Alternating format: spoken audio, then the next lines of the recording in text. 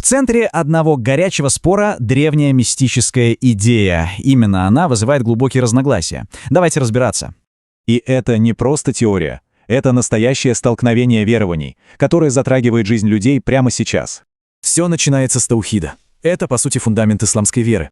Это главная формула таухида, а цель ее — освободить человека от любого рабства.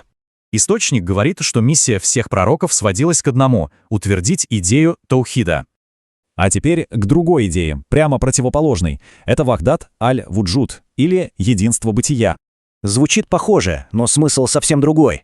Тут все, что существует, — это проявление божества.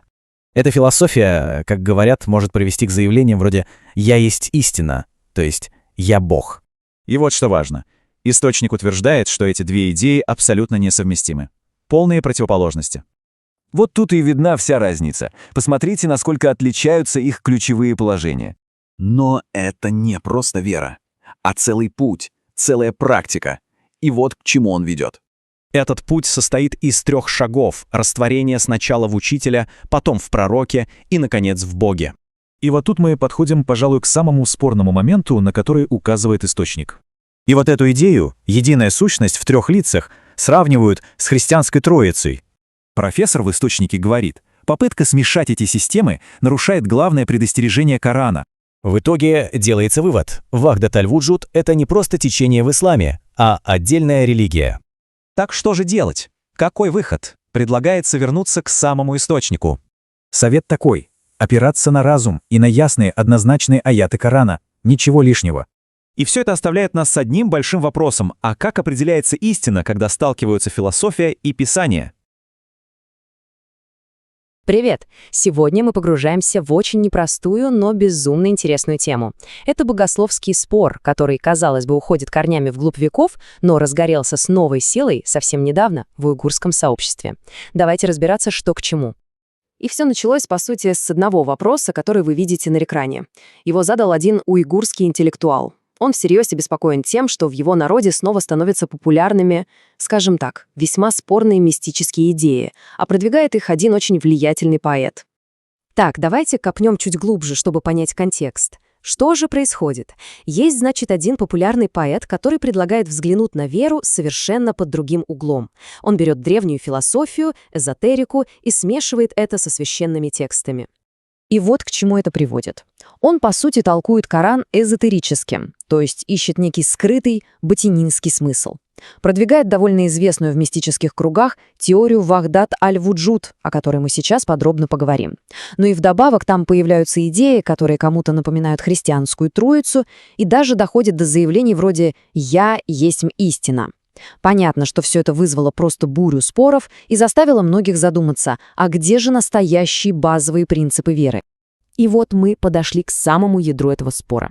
Вся суть в 2 совершенно разных, можно сказать, противоположных пониманиях слова «единство». Посмотрите внимательно на экран. Казалось бы, ну что тут такого? Заменили одно слово на другое. Иляха на мавджуда. Но за этой, на первый взгляд, косметической правкой скрывается просто тектонический сдвиг в мировоззрении. Это 2 разных мира, 2 разные вселенные. Итак, сначала о таухиде. Это, скажем так, ортодоксальная, общепринятая точка зрения. В чем ее суть? В абсолютном единстве и уникальности Бога. Ключевой момент здесь — это четкое нерушимое различие. Есть Творец, он необходимое сущее. И есть творение — это мы, мир, все вокруг, возможное сущее. Они никогда не смешиваются, и главная цель, как утверждается, освободить человека от поклонения чему бы то ни было, кроме одного единственного Бога. Собственно, именно это и считается основной миссией всех пророков. А теперь давайте посмотрим на вахдат аль-вуджуд, или единство бытия. И тут все переворачивается с ног на голову. Эта концепция говорит, на самом деле все сущее — это одна единая реальность. Вот это вот разделение на Творца и творение — это иллюзия. Все вокруг, включая нас с вами, это лишь проявление единой божественной реальности. То есть Вселенная — это и есть Бог. Корни у этой идеи, конечно же, в мистических суфийских традициях. Хорошо, это звучит довольно абстрактно, правда? Но давайте посмотрим, к каким конкретным последствиям приводит такое мировоззрение. Источник, который мы разбираем, описывает это как определенный путь. И путь этот выглядит примерно так. Начинается все с мистицизма, с поиска тайных, эзотерических знаний.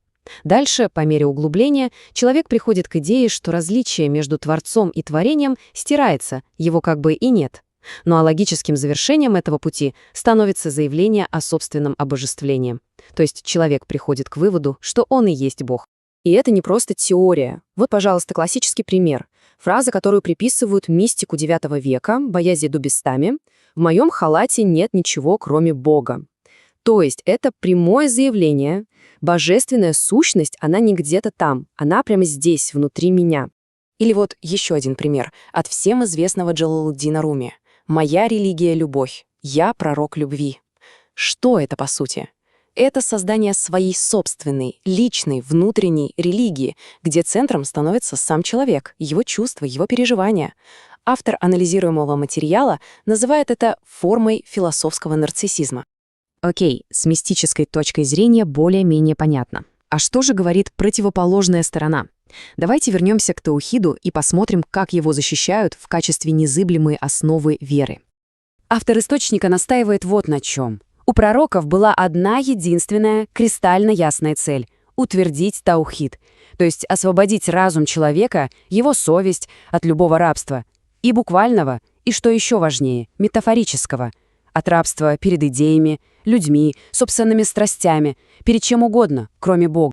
И тут автор приводит очень интересный, даже едкий аргумент. Смотрите, сторонники единства бытия часто говорят, что обычный таухид, вот этот вот ля-иляха илля-лах, это, мол, таухид для простых людей, для толпы. А у них, у избранных, настоящий глубокий таухид.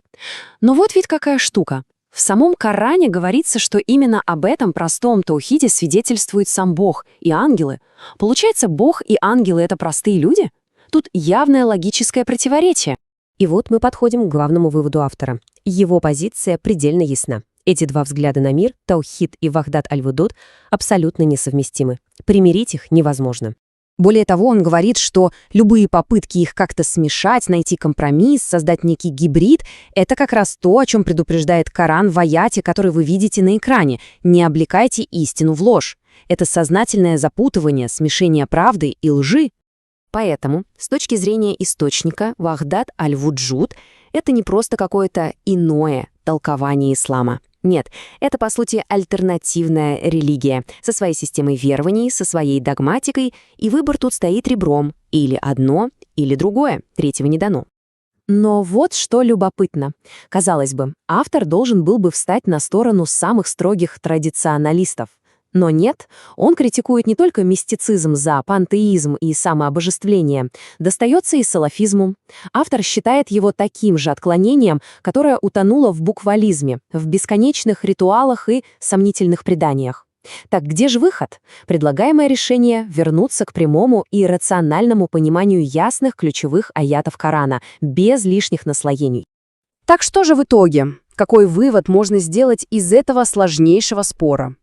Основная проблема, которую высвечивает весь этот конфликт, это как быть с древними философскими идеями в рамках современной веры. Где та грань, которая отделяет священный текст от его позднейших толкований? В конечном итоге весь спор сводится к одному вопросу. Что является главным авторитетом? Сам первоисточник или же вот эти сложные эзотерические интерпретации, которые накапливались веками? И вот финальный вопрос, который, по сути, и подводит итог всему нашему разбору.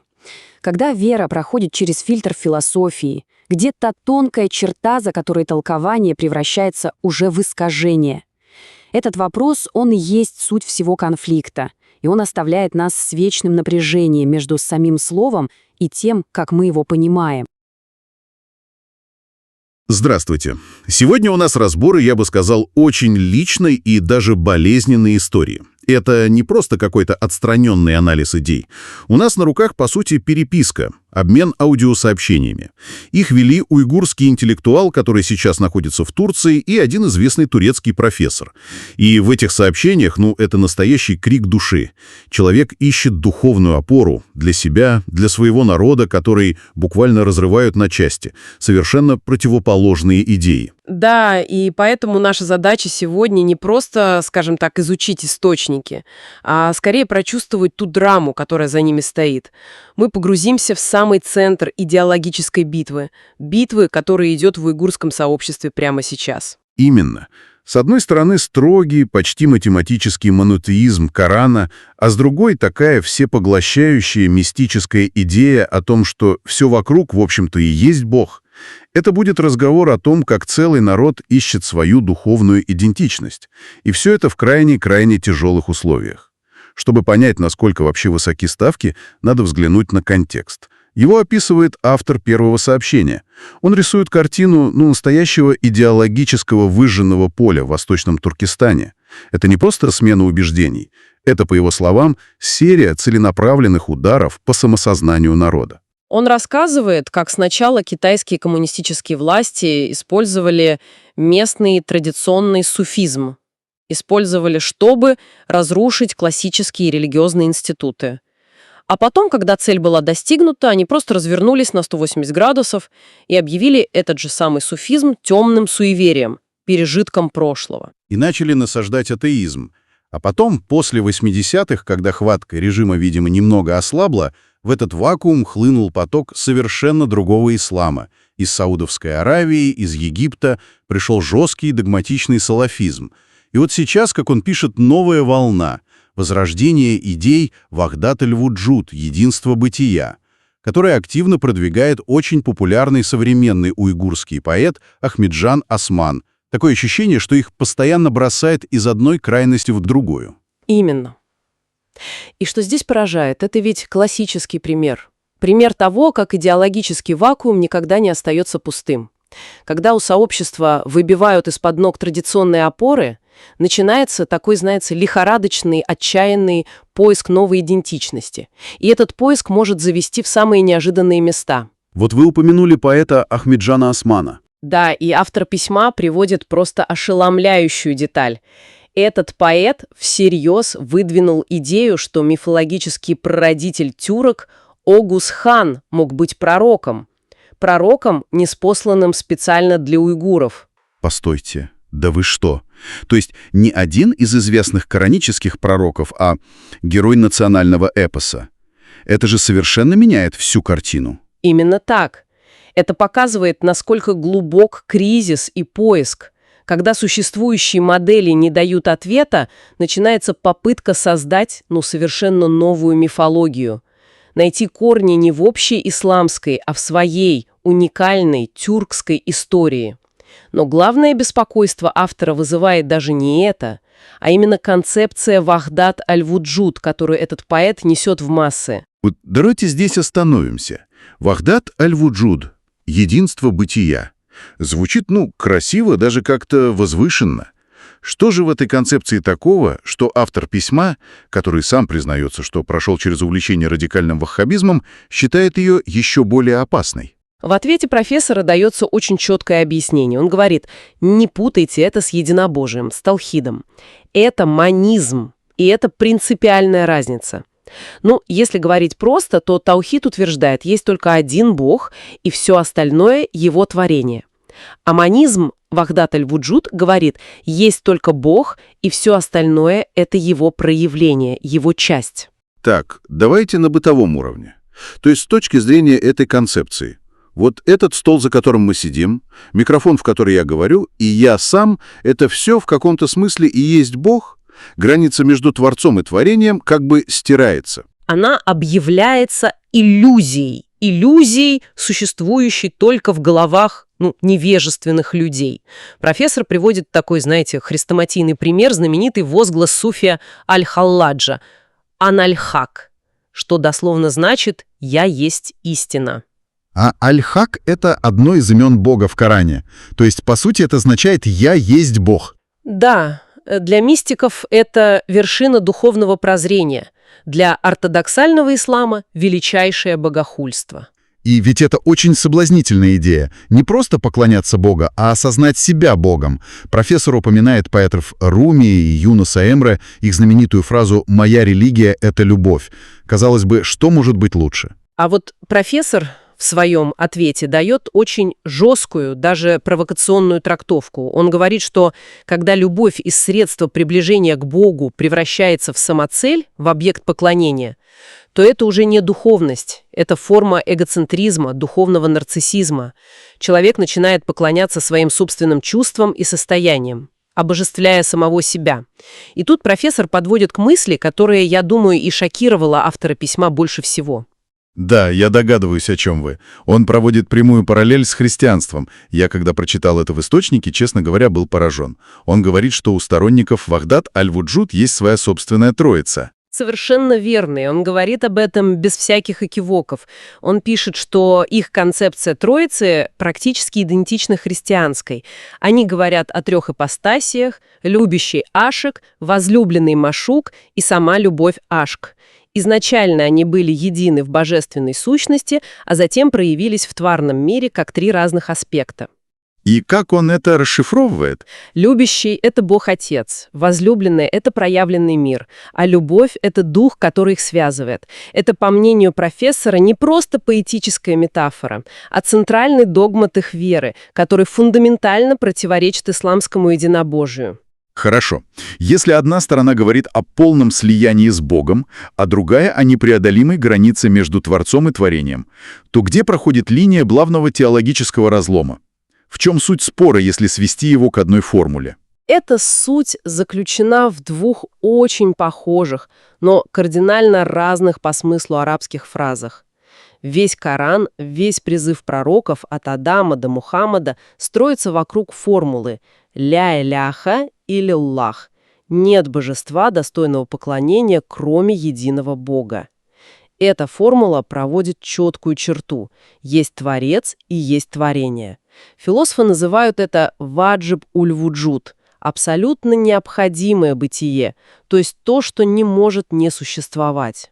И мумкинуль вуджуд — возможное бытие, то есть мы с вами. Мы существуем, но могли бы и не существовать. Наше бытие необходимо, оно зависит от воли того, кто существует вечно и абсолютно. Я правильно уловил? Абсолютно точно, вы очень хорошо это сформулировали. А теперь смотрите, какую формулу предлагают сторонники Вахдат аль-Вуджуд. Они говорят «ля мауджуда илляллах» — нет ничего существующего, кроме Бога. Слышите разницу? Не нет божества, а нет ничего существующего. Эта формула уничтожает различия. Она утверждает, что существует только одна единственная реальность божественная, а все, что мы видим, это лишь ее волны, рябь на поверхности единого океана бытия. И вот тут, как я понимаю, начинается самая интересная их аргументация. Они же не могут просто сказать, что Коран не прав. Как они это объясняют? Они выстраивают иерархию знания. Профессор пишет, что они заявляют, будто их формула «ля малджуда илля-лах» — это таухид для избранных, для духовной элиты, которую они называют хавас. А кораническая формула «ля иляха илля-лах» — это, мол, таухид для простаков, для толпы, для авам. Это, скажем так, знание для тех, кто не способен постичь высшую истину. Звучит, мягко говоря, высокомерно. Вы, простые люди, верьте в своего Бога на небесах. А мы, посвященные, знаем, что сами являемся частью Бога. Именно. И здесь профессор наносит, по-моему, сокрушительный удар по этой концепции. И он использует сам Коран. Он приводит аят из суры Аль-Имран, где говорится «свидетельствует сам Аллах и ангелы, и обладающие знанием, что нет божества иляха, кроме него». И задает убийственный вопрос. Получается, по логике этих мистиков, сам Бог, все ангелы и все знающие люди — это простолюдины, авам, раз они свидетельствуют о простом таухиде. Этот аргумент, по сути, разрушает их претензию на элитарное знание, показывая ее абсурдность. Это очень сильный ход. Это помогает мне, наконец, понять дилемму автора письма. Он пишет, что когда-то был сторонником ваххабизма, но теперь считает этот мистицизм более опасным. Я долго не мог понять, почему. Ведь ваххабизм с его нетерпимостью, буквализмом, запретами, казалось бы, вот где очевидная угроза. А тут красивая философия о любви и единстве. Почему она опаснее? Потому что с ней невозможно спорить на рациональном уровне. Профессор объясняет это через концепцию ботини, то есть эзотерического, скрытого толкования. Сторонник этого подхода не отрицает Коран, он делает нечто гораздо более тонкое. Он говорит: да, в Коране написаны эти слова, но у них есть внешний, буквальный смысл для профанов, и есть внутренний, тайный, истинный смысл, который доступен только нам, посвященным. То есть, условно, если в Коране сказано «совершайте молитву», они могут заявить, что на самом деле это не про физические поклоны, а про некое мистическое состояние единения с Божественным. И тот, кто его достиг, уже не обязан молиться. Я правильно понимаю механику? Именно так. Вы приводите им ясный однозначный аят, а они отвечают: «Вы цепляетесь за скорлупу, а мы постигли ядро». Это обесценивает любой текстовый аргумент. Полемика становится бессмысленной. А с ваххабитом при всех его проблемах спорить, как ни парадоксально, проще. Он тоже догматик, но его догмы основаны на внешних текстах, в основном на хадисах-преданиях. Понятно. И можно взять хадис, на который он ссылается, и противопоставить ему прямой ясный аят Корана. Показал противоречие. Да, их аргументация хоть и ригидна, но она внешняя, проверяемая. Мистицизм же уводит дискуссию в область субъективных озарений и тайных знаний, где логика и текст бессильны. В этом, с точки зрения автора и профессора, и заключается его главная подрывная опасность. Понятно. Автор письма оказался между молотом и наковальней. С одной стороны, жесткий догматизм, который он уже отверг, с другой — красивая, но размывающая все основы вероучения философия. Какой же выход из этой, казалось бы, безвыходной ситуации предлагает ему профессор? Куда двигаться? Профессор сразу дает понять, это ложный выбор. Не нужно выбирать между суфийским мистицизмом и салафитской догматичностью. Он утверждает, что обе эти крайности – две стороны одной медали, отхода от сути религии, и он очень жестко критикует и салафитов, прямо называет их мошенниками, которые, по его словам, сами погрязли в собственном виде мистицизма и суеверий, только основанных не на философских трактатах, а на горо сфабрикованных, по его мнению, хадисов. Он высмеивает их одержимость внешними атрибутами, какой длины должна быть борода, как подворачивать штаны. Да, в то время как суть веры, разум и нравственность уходят на второй план. То есть это не выбор меньшего из двух зол. Профессор предлагает вообще сойти с этой плоскости и посмотреть в другую сторону. Совершенно верно. Он предлагает не третий путь между ними, а принципиально иной подход, который в источниках называется кораноцентричным. И он стоит на 3 китах. Первый – это разум, активное использование критического мышления, которое, как он подчеркивает, сам Коран постоянно превозносит и призывает к нему. Это уже само по себе революционно для многих религиозных течений. Безусловно. Второй столб – это понимание Корана через сам Коран, то есть изучать его язык, этимологию слов, семантику, контекст, внутренние связи текста, а не смотреть на него через призму тысячелетних наслоений, поздних толкований, преданий и философских доктрин, вернуться к первоисточнику и позволить ему говорить за себя. А третий? А третий и самый главный, по мнению профессора, это фокус на ясных, недвусмысленных аятах, которые сам Коран называет мухкам, утвержденные, и характеризует их как аль-китаб, мать книги, то есть ее основа. Он настаивает, что фундамент веры должен быть простым, ясным и рациональным, доступным каждому человеку. Вера не должна быть окутана туманом тайн, эзотерических доктрин. Неважно, суфийские они или салафитские. Получается, это не элитарный клуб для посвященных, а ясное, осознанное обязательство перед Творцом. Именно так. Итак, если подвести итог, мы начали с личной драмы одного уйгурского интеллектуала, а пришли к фундаментальному вопросу. Вопросу, который стоит перед всем мусульманским миром. Эти источники показывают, что это не просто локальный спор. Это зеркало глобального напряжения между двумя парадигмами. Мистицизмом, который стремится растворить человека в божественном, и рациональным текстоцентричным подходом, который настаивает на ясности и разуме. Это, по сути, спор о том, кто такой Бог и кто такой человек. Да. И в конечном счете, как утверждается в этих источниках, это выбор между двумя абсолютно несовместимыми духовными путями.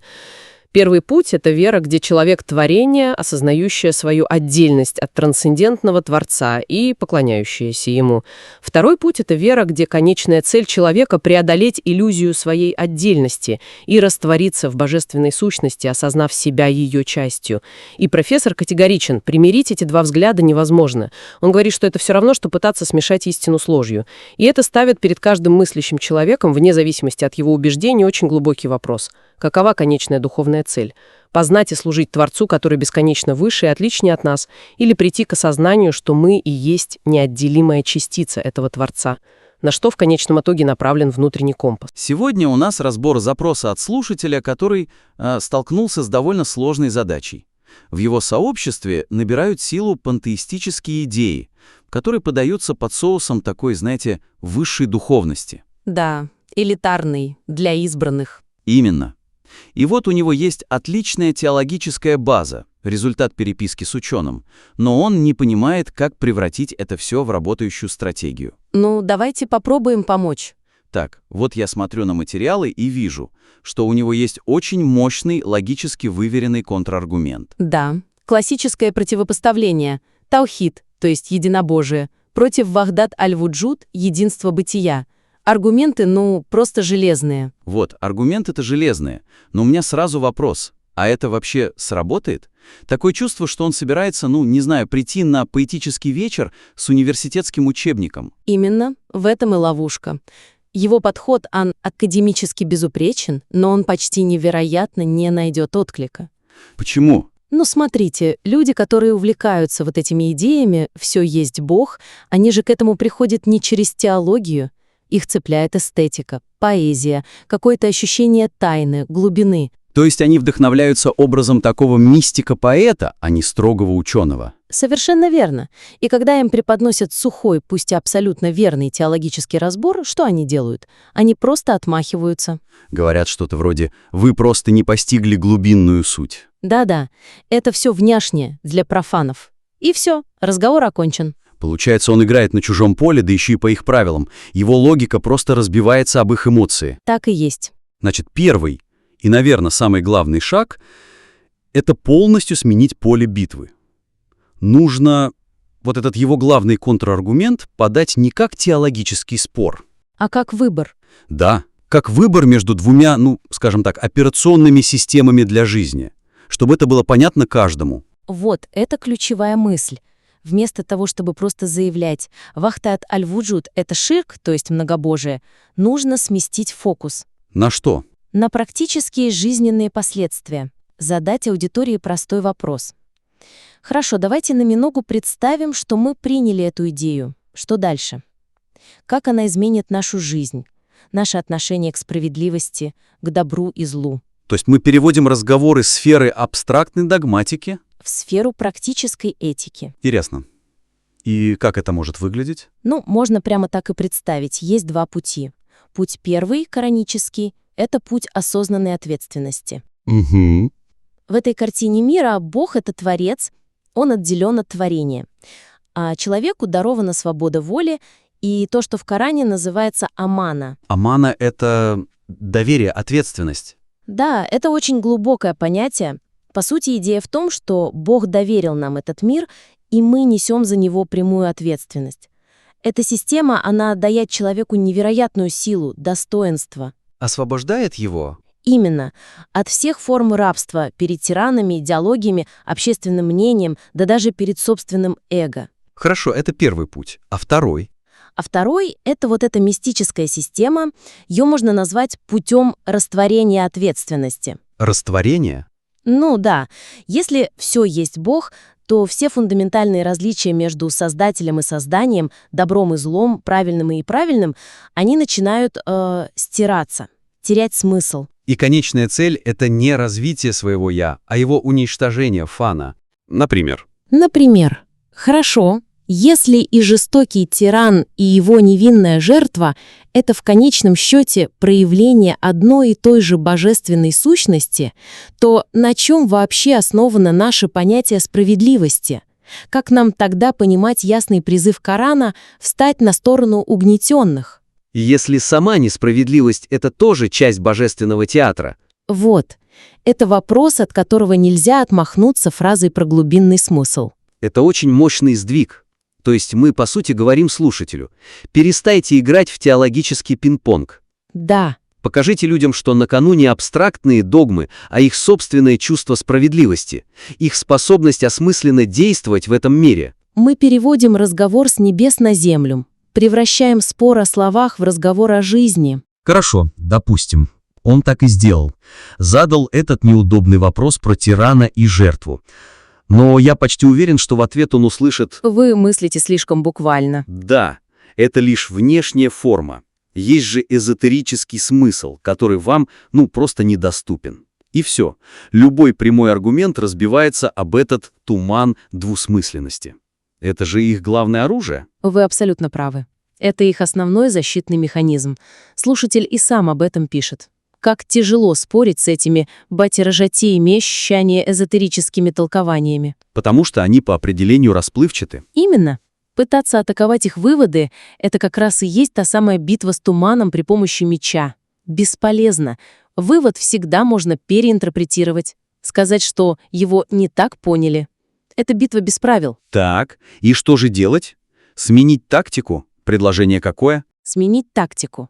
Перестать опровергать их утверждения и начать проявлять искренний конструктивный интерес к их методу. То есть не вы не правы, а помогите мне понять, как вы к этому пришли. Точно. Задавать уточняющие вопросы, которые заставляют их защищать не туманные образы, а сам способ их создания. Но тут есть риск. Не будем ли мы выглядеть занудами? В ответ на их поэзию мы будем спрашивать: а какова ваша методология? Это же может оттолкнуть? Очень важное замечание. Тут все дело в тоне. Речь не об агрессивном допросе. А о чем? О том, чтобы задавать вопросы не с позиции прокурора, а с позиции, скажем так, любознательного ученика. Можете привести пример? Как это могло бы прозвучать? Конечно. Вот кто-то говорит эту красивую фразу: «Бог во всем, и тиран, и жертва — лишь две стороны одной медали». Угу. Вместо того, чтобы спорить с этим, можно сказать: «Это очень глубокая мысль. Я хочу ее правильно понять. Помогите мне, пожалуйста. Вот в Коране есть ясные повеления о справедливости, о помощи угнетенным. Как ваша идея помогает нам применять эти конкретные повеления в жизни?» То есть это не атака, а просьба о помощи. Именно. Как мне, руководствуясь вашей мыслью, решить, на чьей стороне быть? Или другой пример. Они берут аят и дают ему совершенно неожиданное толкование. И что тут спросить? Можно сказать: смотрите, я вижу, что буквальное, ясное значение этого аята — X, ваше толкование — Y. Это очень интересно. Не могли бы вы объяснить, какой последовательный метод вы используете, чтобы перейти от X к Y? Чтобы я мог применить этот же метод и к другим аятам. Да, а не просто полагаться на чьи-то личные озарения. Понимаю. То есть мы не спорим с их туманом, а вежливо просим их включить свет. Чтобы мы все могли лучше разглядеть, что там, мы переносим фокус с их красивого, но скользкого вывода на фундамент, на котором он построен. А фундамента, скорее всего, и нет. Или он очень зыбкий. В этом-то и суть. Это заставляет их самих задуматься о последовательности своих же взглядов, и это гораздо эффективнее лобовой атаки. Хорошо. Значит, мы изменили поле битвы, вооружились инструментом против двусмысленности. Но ведь одной обороны мало. Недостаточно, конечно. Нельзя же построить что-то прочное, постоянно отбиваясь от чужих идей. Нельзя вдохновить людей, просто указывая на недостатки другой системы. Где позитивная программа? Где то самое «да»? Безусловно. И это, наверное, самый важный долгосрочный элемент всей стратегии. Сейчас, судя по материалам, фокус смещен на реакцию. На отражение угрозы. Да, а это изматывает. И со стороны выглядит негативно. Нужно ведь понимать, почему людей вообще туда тянет. Они ищут ответы. Конечно, они ищут ответы на свои внутренние запросы. Потребность в связи с чем-то большим, потребность в смысле, в глубине и слабость чисто оборонительной позиции в том, что она не дает своего, еще более убедительного ответа на эти запросы. Она говорит, чего делать не надо, но не показывает, что делать вместо этого. Именно. И ведь наш слушатель, кажется, это интуитивно чувствует. Он же упоминал, что хочет сосредоточиться на прекрасных именах Бога, на Асмауль-Хусна. И это не просто идеальная основа, это и есть ключ ко всей стратегии. То есть это превращает оборону в наступление. В осмысленное позитивное движение вперед. Идею слушателя можно развернуть в полноценную, привлекательную альтернативу, которая отвечает на те же самые глубинные потребности, но делает это гораздо более осмысленно. Давайте по пунктам. Как это может работать? Возьмем первое — потребность в связи. Отлично. Итак, потребность в связи. Пантеизм предлагает ее через растворение. Бог во мне, я часть Бога. Звучит красиво. Красиво, но по сути это уничтожение личности. А кораническая альтернатива, основанная на именах Бога, предлагает нечто гораздо более глубокое — связь через диалог. Например? Например, можно сосредоточиться на концепции «Бог ближе к человеку, чем его еремная вена». Это не растворение, это предельная близость. Или говорить о прямой, без посредников связи с Богом через молитву, через размышления над Писанием «Тадабур». То есть это не монолог, где ты исчезаешь в океане. А осмысленный личный диалог с Создателем, который слышит и отвечает. И при этом сохраняется и твое достоинство, и твоя индивидуальность. Хорошо, со связью понятно. А как быть с потребностью в смысле? Пантеизм здесь говорит: все едино, все имеет смысл, потому что все Бог. Простое решение. На первый взгляд, да, но на самом деле это путь к пассивности. Если все божественно, зачем что-то менять? Кораническая альтернатива через имена Бога предлагает совсем другую модель. Активную. Активную. Изучая атрибуты Бога справедливый, милосердный, мудрый, человек получает четкий моральный компас. Смысл жизни становится не пассивным созерцанием, а активным проектом. Проектом по воплощению этих качеств в своей жизни. Да, в меру своих человеческих сил. Ты стремишься быть справедливым, потому что твой Создатель справедливый. Ты проявляешь милосердие, потому что Он милосердный. Жизнь превращается в осмысленное действие. И остается последний, очень коварный аспект — идея элитарности. Они же часто говорят, что есть, мол, простое единобожие для масс, а есть высшее понимание для избранных. Да, это классический гностический прием – разделение на профанов и посвященных. И вот здесь кораническая альтернатива наносит самый сокрушительный удар. Каким образом? Нужно прямо и смело заявить, что именно кораническое послание является радикально эгалитарным. Сама формула «нет божества, кроме единого Бога» — это и есть высшее, самое элитарное и освобождающее знание. Почему? Потому что эта истина доступна абсолютно всем. Через разум и откровение. Она не требует тайных посвящений, туманных мистических опытов, которые невозможно ни проверить, ни передать. То есть это освобождение для каждого, а не тайна для узкого круга? Именно. Это интеллектуальное и духовное совершеннолетие для всего человечества, а не вечное детство для простолюдинов. Получается, конечная цель не просто выиграть спор, а предложить людям более привлекательную, более осмысленную и, что главное, более честную картину мира. Картину, где человек не растворяется, а становится полноценным ответственным партнером Бога в этом мире. Предложить путь, который возвышает человека, а не умаляет его. Итак, давайте подведем итог. Мы предлагаем нашему слушателю 3 ключевых стратегических сдвига. Первое – переосмыслить сами дебаты. Уйти от абстрактной теологии. Да. И представить это как практический выбор между двумя мировоззрениями – осознанной ответственностью коранического пути и растворением ответственности в мистицизме. Второе – сменить тактику в диалоге. Перестать атаковать их скользкие выводы и с помощью конструктивных вопросов требовать ясности в их методологии. Лишить их главного оружия – двусмысленности. Совершенно верно. И третье, самое важное – перейти от обороны к наступлению. Выстроить проактивную и позитивную альтернативу, показать, как коранический подход через имена Бога напрямую отвечает на главные человеческие потребности в связи и смысле. И делает это более глубоко и достойно. Все вместе это превращает изматывающую оборону в осмысленное, позитивное и, я уверена, гораздо более успешное движение вперед. Что ж, мы приглашаем слушателей использовать эти рекомендации для разработки своих материалов, будь то статьи, тезисы для лекций или план для дискуссий. И будем очень рады рассмотреть обновленную версию, чтобы помочь отточить аргументацию еще больше. Сегодня мы разбираем запрос от нашего слушателя из уйгурской общины. Он столкнулся с таким, я бы сказал, интеллектуальным вызовом, как противостоять идеям Вахдат аль-Вуджуд. Это мистическая философия, и она набирает популярность. Задача найти стратегию, которая опирается исключительно на Коран. Ну что ж, давайте сразу к делу. Итак, первое, что мне кажется сразу бросается в глаза, когда читаешь присланные материалы, это то, в какую невыгодную позицию вы изначально поставлены. Да. Сама суть спора как будто смещена туда, где победить, почти невозможно. Именно. Это фундаментальная проблема, которую нужно решить в первую очередь. Смотрите, главная слабость текущего подхода в том, что он вас втягивает в сложнейшие эзотерические, философские споры. А это их территория. Они там себя чувствуют, как рыба в воде. Угу. Сторонники Вахдат аль-Вуджуд, они очень умело выстраивают диалог так, будто их доктрина — это что-то такое высшее, элитарное. Для избранных. Да, для хавас, для избранных. А вот прямой коранический призыв к единобожию они представляют как нечто, упрощенное, для простых людей, для авам. И как только вы эту рамку принимаете, все, вы же в проигрышной позиции. Получается, вы сразу начинаете оправдываться. Совершенно верно. Вы вынуждены доказывать, что ваш подход, мол, не так прост, как кажется.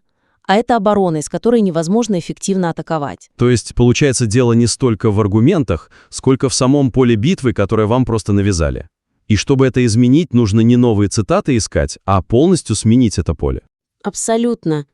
Вместо того, чтобы пытаться распутывать их, эти туманные метафизические построения или анализировать сложную поэзию, нужно переформулировать весь разговор, вернуть его к тому, что является центральным, неоспоримым и понятным для всех. К цели пророческой миссии. Да, как она определена в Коране. Это полная смена парадигмы. Вы просто перестаете играть в их игру и предлагаете свою, основанную на первоисточнике. Хорошо, звучит это, конечно, мощно. Но как это может выглядеть на практике? Вот, допустим, начинается дискуссия, и оппонент сразу уводит разговор в высокие материи, в поэзию, в какие-то мистические переживания. Какой здесь первый ход? Самый эффективный ход — постоянно, раз за разом, возвращать и оппонента, и аудиторию к ядру, к самому стержню пророческого призыва. О чем он был? Угу. От Адама до Мухаммада миссия была одна, и она выражена предельно просто. Не поклоняйтесь никому, кроме Аллаха. Нужно постоянно подчеркивать, цель всех без исключения пророков была не в построении сложных философских систем. А в освобождении? Именно. В освобождении человеческого разума от суеверий, а общества от рабства и многобожия, то есть ширка. Их цель была глубоко практической – свобода и достоинство человека. Понятно. То есть вы предлагаете сбить их с этих философских высот на твердую почву, истории и миссии. И как тогда в этом свете будет выглядеть их знаменитый тезис «Эниль хак» – «Я есть истина» или, по сути, «Я есть Бог». А вот здесь, да, здесь и происходит ключевой сдвиг.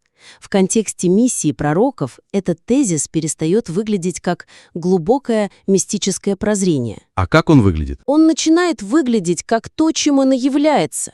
Полной инверсией, переворачиванием этой миссии с ног на голову. Пророки приходили, чтобы четко разделить Творца и творение. А здесь эта граница полностью стирается, происходит обожествление творения. И это уже не просто другая трактовка. Конечно, это нужно представлять не как другую трактовку единобожия, а как его прямую альтернативу. Это не углубление веры, это ее замена. В материалах, которые нам прислали, была очень яркая аналогия. Она, кажется, отлично сюда подходит. Там говорилось, что у Вахдат аль-Вуджуд есть, по сути, своя троица – любящий, возлюбленная и любовь. Ведь это очень сильный образ. Невероятно сильный. И его нужно использовать гораздо активнее. Эта аналогия работает мгновенно. Она проводит такую четкую демаркационную линию в сознании слушателя. Она показывает, что речь идет не просто о разных мнениях внутри ислама. А о совершенно другой системе. Да, о совершенно иной системе координат, которая, как вы правильно заметили, структурно имеет больше общего с христианской догматикой или индуистским пантеизмом, чем с кораническим единобожием. Это не просто аргумент, это, так сказать, взлом их нарратива. Он показывает, что их элитарная система на самом деле калька с других религиозных моделей. Хорошо, значит, первый шаг — это смена поля битвы. От метафизики к миссии пророков. Но это подводит нас ко второму важному моменту, который тоже виден в запросе. Какими инструментами пользоваться на этом новом поле? Наш слушатель упоминает, что спорить с салафитами, например, легко достаточно противопоставить хадис Корану. Но здесь этот метод, он может завести в тупик. Да, и это вторая стратегическая ошибка, которую нужно избежать. Есть огромный соблазн, борясь с одной крайностью эзотерическим суфизмом, опереться на другую, на догматический буквализм салафитского толка. Противопоставить одну традицию другой. Именно. Но, как вы сами же отмечаете в материалах, салафизм с его опорой на горы сомнительных хадисов, с этой зацикленностью на ритуальных мелочах — это не чистая альтернатива. Это просто другая форма отклонения от прямого коранического пути. Вступая в этот спор, вы попадаете в ловушку. Ложного выбора. Совершенно верно. В ловушку ложного выбора, где вас заставляют выбирать между двумя, по сути, неверными вариантами. И тогда оппоненты могут легко сказать: «Вот видите, вы такие же догматики, как и те, кого вы критикуете. Просто у вас авторитеты другие». Как избежать этой ловушки? Единственный способ полностью отказаться от этого ложного выбора. Нужно утвердить Коран, понятый через разум и лингвистический анализ, как единственный непоколебимый критерий истины. Ваша позиция должна быть не против суфизма или против салафизма, она должна быть за Коран. Это меняет динамику. Полностью. Вы не представляете еще одну секту или школу, вы призываете вернуться к общему знаменателю, к первоисточнику, который все, по крайней мере, на словах признают. Но здесь есть сложность. Оппоненты ведь тоже скажут, что они опираются на Коран, просто они понимают его глубже, на неком эзотерическом уровне, который, мол, недоступен простым смертным. Как пробить эту стену тайного знания? Вот, это ключевой вопрос, и ответ на него не в том, чтобы спорить о бесконечных трактовках, а в том, чтобы сменить сам инструмент проверки. Когда вам приводят цитату известного суфийского поэта, не нужно отвечать цитатой богослова другого толка. Это игра по их правилам. Основание для этого утверждения в книге Аллаха. Этот вопрос переносит дискуссию с туманных высот поэзии на твердую почву текста, и он заставляет оппонента защищаться и искать доказательства, а не вас. То есть это способ заставить их самих показать, что их построение — это надстройка над Кораном, а не то, что из него напрямую следует. Именно. И здесь можно использовать очень конкретные примеры, четко и последовательно показывать, что обе крайности не выдерживают проверки Кораном. Например, формула сторонников «Вахдат аль-Вуджуд, ля мавджуда илля Аллах». Нет ничего существующего, кроме Аллаха. Звучит очень по-исламски. Звучит. Но это прямое противоречие коранической формуле «ля иляха илля Аллах» — нет божества, кроме Аллаха. Понимаете? Коран утверждает единственность Бога как объекта поклонения, но он не отрицает существование творений. Эти формулы не синонимичны, они антагонистичны. Одна утверждает единобожие, другая — пантеизм. И в то же время можно показать, что и другая крайность, вот эта опора на предание в ущерб ясным аятам, тоже не выдерживает критики с позиции самого Корана. Конечно. По сути, и те, и другие совершают одну и ту же методологическую ошибку. Они ставят авторитет своих учителей, будь то мистические поэты или передатчики хадисов, на один уровень с прямым словом Бога, а иногда и выше. А это уже форма ширка. Да, это и есть форма ширка, предания сотоварищей авторитету Бога. И когда вы это показываете, вы перестаете быть просто критиком суфизма. Вы становитесь тем, кто защищает чистоту коранического послания от любых человеческих наслоений, с какой бы стороны они ни исходили. Вы апеллируете к кораническому принципу «не облекайте истину в ложь». Вы не предлагаете третий путь, вы указываете на изначальный прямой путь. Хорошо, стратегия вырисовывается. Первое — сменить поле спора. Второе — использовать Коран как единственный критерий. Но пока что все это звучит, как очень грамотная оборона, как способ отражать атаки. Но ведь людям нужно что-то позитивное. Как перейти от критики к предложению чего-то своего, что будет более привлекательным, чем мистический флёр и красивая поэзия Вахдат аль-Вуджуд? Это абсолютно верное замечание. И это третий, возможно, самый важный пункт. Нельзя победить, только обороняясь. В вашей коммуникационной стратегии не хватает убедительной и позитивной основы. Сейчас, судя по материалам, основной фокус направлен на опровержение. Это важная работа, но для аудитории она может выглядеть просто как негатив. То есть вы что-то у них забираете? А взамен ничего не даете. Да. А людям нужно дать что-то взамен, а не просто забрать у них привычные идеи и красивых поэтов. Ваша идея сосредоточиться на изучении Асмауль-Хусна, прекрасных имен Аллаха, это золотая жила. Но ее нужно встроить в более широкую и мощную позитивную концепцию. И в чем может заключаться эта концепция? Как сформулировать эту привлекательную альтернативу? Она уже есть в Коране. Ее просто нужно правильно подать. Суть в кораническом послании об интеллектуальной свободе, о прямой связи с Богом и, что самое главное, о ясности. Идея, которую нужно сделать центральной, заключается в том, что истинная вера, согласно Корану, доступна всем, а не только избранной элите мистиков или какой-то касте духовенства. Это глубоко освобождающая идея. То есть противопоставить их элитарности и туманности идею доступности и ясности. Сделать ясность силой, а не признаком какой-то простоты, примитивности. Именно. И это можно реализовать через несколько конкретных шагов.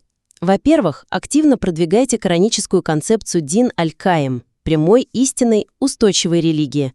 Нужно объяснить, что это такое. Это религия, которая проста, ясна и чиста. Она не окутана туманом тайны. Она не требует эзотерических посвящений и не выражается в нарочито непонятной поэзии, истинный смысл которой всегда ускользает. Прямота и ясность в Коране — это признак божественного происхождения, а не примитивности. Мне кажется, это очень сильный ход. Особенно если его связать с другим кораническим принципом, о котором вы говорили, про ясные аяты. Да, это второй шаг, и он ключевой. Нужно использовать как главный аргумент сам коранический принцип разделения аятов из 7-го аята суры Аль-Имран. Ведь Коран сам говорит, что его основа, его мать — это мухкамат, то есть абсолютно ясные недвусмысленные стихи. Которые невозможно истолковать двояко. Именно. А есть аяты муташабихат, иносказательные, многозначные. И Коран сам же предупреждает, что люди с больным сердцем цепляются именно за иносказательное, пытаясь посеять смуту. Это же гениально. Бог сам дает нам ключ к своей книге. Он говорит: вот фундамент, держитесь за него, а все остальное понимайте через его призму. Это и есть освобождение. Тебе не нужен гуру или шейх, чтобы понять суть. Бог сделал ее доступной каждому разумному человеку. И вот в эту ясную, основанную на мухкамат систему как раз и встраивается идея изучения прекрасных имен Аллаха, Асма-уль-Хусна. Так, именно так. Это третий завершающий шаг. Покажите, что изучение имен Аллаха через призму ясных аятов Корана — это и есть подлинный, рациональный и духовный путь к познанию Бога. Противопоставьте это размытому, безличному, пантеистическому единству в Вахдат аль-Вуджуд. Что оно дает в итоге? Но что дает их философия? Абстрактное единство, где все сливаются со всем. А что дает Коран? Понимание атрибутов Бога. Он всезнающий, мудрый, справедливый, милосердный, прощающий. Это дает четкую, рациональную и, что самое важное, моральную основу для жизни. Это гораздо практичнее и сильнее. Пантеизм ведь в конечном счете стирает различия между добром и злом. Да, если все есть Бог, то и тиран, и его жертва — это лишь разные проявления одного и того же. Такая философия парализует волю к справедливости. Она примиряет с несправедливостью.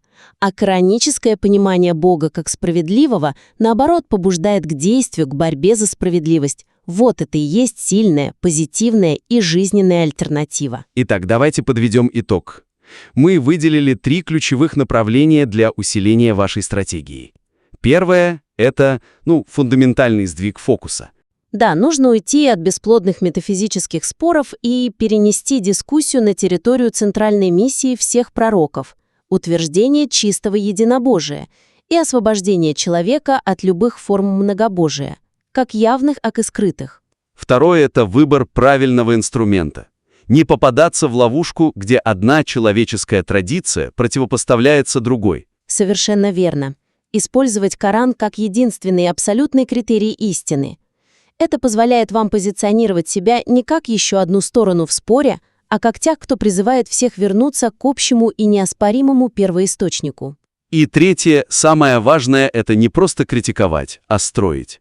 Создать и активно продвигать позитивную, привлекательную альтернативу. Точно. Делать акцент на ясности, простоте и освобождающей силе коранического послания. На идее, что суть веры доступна каждому, кто ищет истину с открытым разумом, и что понимание атрибутов Бога дает твердую моральную и интеллектуальную опору в жизни. Мы будем очень рады услышать о ваших успехах и, конечно, готовы продолжить этот разбор, когда вы примените эти стратегии на практике. Добро пожаловать на программу «Дискуссия». Сегодня мы погружаемся, пожалуй, в одну из самых глубоких и спорных идей в истории исламской мысли – концепцию «Вахдат аль-Вуджуд», или, как ее еще называют, «единство бытия». Это учение, оно лежит в самом сердце суфистского мистицизма и утверждает, что в реальности существует лишь одно бытие, одна истина, и это Бог, а все остальное — это лишь его отражение. И вот тут-то и возникает тот самый фундаментальный вопрос, который, веками разделял и богословов, и философов. Является ли Вахдат аль-Вуджуд высшим проявлением исламского единобожия, таухида, его, так сказать, эзотерической вершиной? Или же это, скажем так, опасное философское заблуждение, которое стирает священную границу между Творцом и Творением и ведет к скрытой форме многобожия – ширка? Именно этот вопрос и возникает при анализе материалов, которые у нас есть. Да. И я считаю, что эта доктрина, несмотря на всю ее поэтическую привлекательность, фундаментально несовместима с основами коранического послания. На мой взгляд, она подменяет служение Богу обожествлением творения, а в конечном счете и самого себя. А я, в свою очередь, постараюсь показать, что Вахдат аль-Вуджуд — это не искажение единобожия, а его самое глубокое, самое логичное завершение. Это путь от внешнего понимания религии к его внутреннему сокровенному ядру, которое доступно через духовный опыт. Хорошо, давайте тогда начнем с основ. Да смотрите, миссия всех пророков, от самого первого до последнего, была ведь предельно ясна. Утвердить таухид, то есть строжайшее единобожие, и освободить людей от ширка, от многобожия. Кораническая формула «ля иляхаилляллах» — нет божества, кроме Аллаха. Это фундамент, на котором стоит вся вера. А доктрина единства бытия, с моей точки зрения, представляет собой самый утонченный и потому, пожалуй, самый опасный вызов этому принципу. Она заменяет ясную кораническую формулу своей собственной «ля мавджудаилляллах», то есть «нет существующего, кроме Аллаха». Чувствуете разницу? Одно дело отрицать ложных богов, а совсем совершенно другое — отрицать реальность всего, кроме Бога. Но разве одно не вытекает из другого? Я так не думаю. Это приводит к поразительным заявлениям, которые звучат как прямое богохульство, когда мистик X века Аль-Халлач восклицает «Ана Аль-Хак», «Я есть истина», а ведь Аль-Хак — это одно из имен Бога. Что это, если не самообожествление? И не будем забывать, что это заявление стоило ему жизни, он был казнен в Багдаде. Или, например, когда другой мистик Аль-Бистами говорит «в моей джуббе, в моем одеянии нет никого, кроме него». Это ведь не просто поэзия, это претензия на слияние с божеством. Претензия, которая стирает ключевое исламское различие «есть Творец» и «есть творение». Они не одно и то же. Для меня это прямой путь к обожествлению человеческого «я», к такому, знаете, философскому нарциссизму, который просто завернут в прекрасные стихи Руми о любви. Я понимаю, почему эти заявления звучат так радикально, но я смотрю на это, совершенно иначе. Это не акт гордыни, наоборот, это акт предельного смирения. Вахдат аль-Вуджуд — это не отрицание таухида, а его следующий, более глубокий уровень. Смотрите, Формула «нет божества, кроме Аллаха» — это первый экзотерический, то есть внешний уровень. Он очищает наше сознание от идолов. Но он все еще оставляет двойственность. Вот есть я, верующий, а вот есть Бог, которому я поклоняюсь. Два отдельных существа. Единство бытия предлагает эзотерический внутренний шаг. Осознать, что и мое собственное существование, и существование всего мира, оно не самостоятельно, это лишь проявление эманации единственной подлинной реальности Бога. И когда Аль-Халадж говорит «я есть истина», с этой точки зрения это не его человеческое эго говорит. Совсем наоборот. Это констатация полного исчезновения, растворения этого эго-состояния, которое суфии называют фана. В этот миг индивидуальное «я» умолкает, и через человека говорит сама реальность. Это не самообожествление, а самоотречение в высшей степени. Куда нас приводит эта логика? Если все есть проявление Бога, то стирается не только граница между человеком и Богом, но и между добром и злом, верой и неверием. В конечном счете, если все это Он, то и поклонение идолу становится как бы формой поклонения Ему. Это же пантеизм в чистом виде, который прямо противоречит образу трансцендентного Бога в Коране. Более того, меня, честно говоря, настораживает, как некоторые сторонники этой доктрины описывают реальность. Они говорят о такой троичной схеме: любящий ашик, возлюбленная машук и сама любовь ашк. Утверждается, что Бог сначала был любящим, потом его красота стала возлюбленной, а воля — любовью. Как можно не увидеть здесь просто поразительное сходство со структурой политеизма, например, с христианской Троицей, где единый Бог как бы разделяется на три аспекта или ипостаси. Где все есть Бог, а скорее панэнтеизм — все в Боге. Творение не тождественно Богу, но оно не может существовать вне Его. Представьте художника и его картину. С одной стороны, художник трансцендентен, он вне картины, он ее создал. Но с другой стороны, он имманентен. Каждый мазок, каждый цвет несет в себе отпечаток его духа, его замысла. Картина существует только благодаря ему. Коран ведь сам говорит об этой двойственности. Нет ничего подобного ему, вот вам трансцендентность, и в то же время он ближе к человеку, чем его еремная вена, вот имманентность. А что касается сравнения с Троицей, на мой взгляд, оно все же поверхностно. В суфизме речь идет не о трех личностях или ипостасях внутри Бога. Нет, это философская попытка описать динамический процесс творения, божественного самораскрытия в мире. Это три аспекта одного неделимого акта, а не три части одного целого. Это язык поэзии, язык метафизики, который пытается выразить невыразимое, а не догматическое утверждение о структуре божества. Я понимаю логику, но чтобы прийти к таким выводам, приходится жертвовать ясным прямым смыслом Корана. Сторонники Вахдат аль-Вуджуд постоянно прибегают к тому, что они называют батини, то есть эзотерическим внутренним толкованием, которое часто полностью переворачивает захире ясный внешний смысл аятов. Но ведь сам Коран предостерегает: не облекайте истину ложью и не скрывайте истину, тогда как вы знаете ее. Для меня это прямое осуждение попыток заменить общедоступный смысл священного текста некими тайными произвольными интерпретациями, доступными лишь избранным. Это создает, на мой взгляд, опасную духовную аристократию, которая ставит свой личный опыт выше откровения данного всему человечеству. Разве сам Коран не указывает на свою многоуровневость? Он говорит, что в нем есть аяты мухкамат, ясные и недвусмысленные, и аяты муташабихат, иносказательные, которые требуют толкования. Внешний смысл захир — это основа, доступная всем. Это как, берег океана. Каждый может прийти и намочить ноги. Но разве это означает, что у океана нет глубины? Эзотерическое толкование батин — это не попытка скрыть истину или облечь ее ложью. Нет, это погружение в эти глубины. Оно не отменяет берег, оно его дополняет. Одно без другого неполноценно. Религия, лишенная внутреннего, духовного измерения, рискует превратиться в сухой, безжизненный формализм, просто восполнение ритуалов.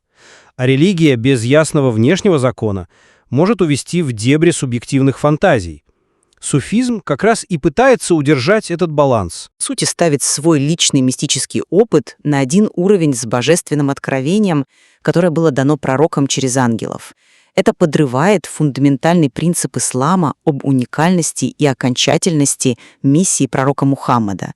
Если каждый святой может напрямую черпать знания из божественного источника, то какова тогда роль пророков и Писания? Система становится самодостаточной и, получается, в откровении больше не нуждается. И снова я вижу, почему это вызывает беспокойство.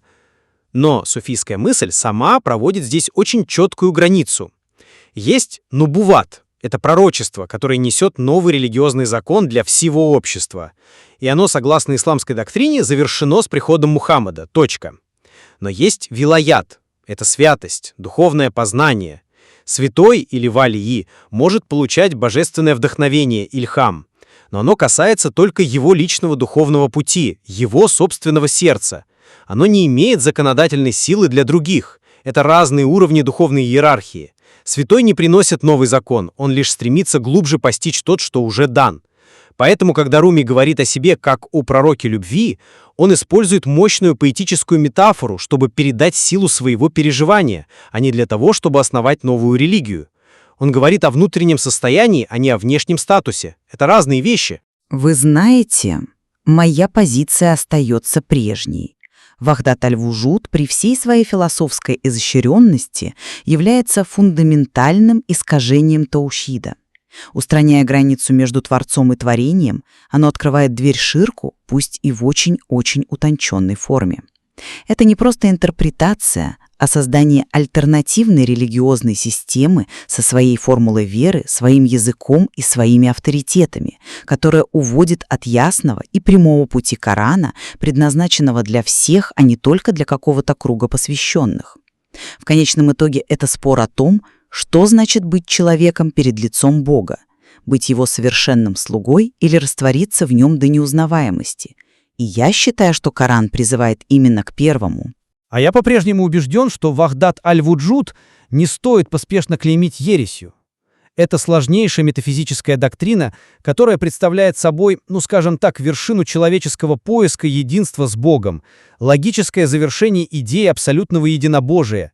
Если Бог — единственная реальность, то все остальное по определению может быть лишь его проявлением. Это учение требует не буквального, а символического прочтения и предлагает путь для тех, кто ищет не просто свод правил, а глубокое личное переживание божественной реальности. И оно отвечает на тот же вопрос, но иначе.